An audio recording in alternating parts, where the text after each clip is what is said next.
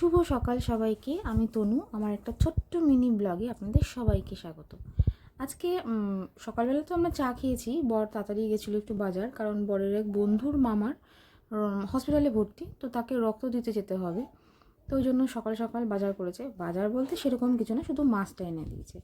আজকে নাকি আমার বর মাছ কিনতে গিয়ে অনেকটা লাভ করেছে। আমাদের ঘরে লেজের পোর্শনটাই আমরা খাই, কারণ আমি মাছের লেজটাই খাই আর খেতে খুব ভালোবাসি। মাছের লেজ আমার খুব ভালো লাগে খেতে। তো ফার্স্টে লেজের পোর্শন নিয়েছিল, সেটা নাকি দাম বলেছে 450 টাকা, মানে দাম হয়েছে আর কি। আর পুরো মাছ নিলে দাম হচ্ছে 680 টাকা।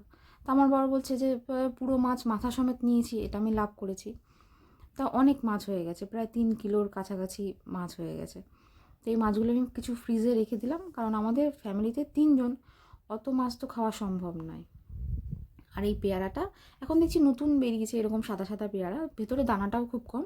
এটা আমার শাশুড়ি এনে দিয়েছে আমার মেয়েকে। আর এই চা পাতা আমি না ফ্রিজে রাখি।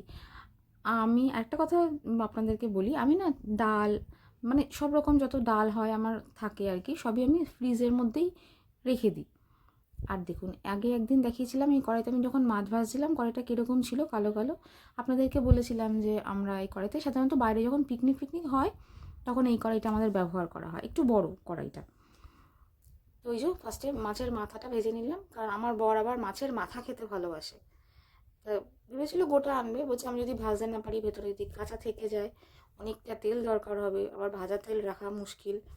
তো ওই জন্য যাই হোক, মাছ তো হয়ে গেছে ঝোল। তো দেখলাম যে সময় আছে এখনও, কারণ বর রক্ত দিতে গেছে ওই হসপিটালে, এখনও আসেনি।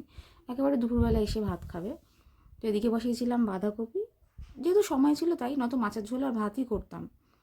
আজকে রবিবার, মাছ মানে মাংস খেতে একদম ভালো লাগে না আমার। জানি না, বিশেষ কিছুদিন ধরে আমার কেমন একটা ঘেন্না ঘেন্না লাগছে, বমি বমি আসছে।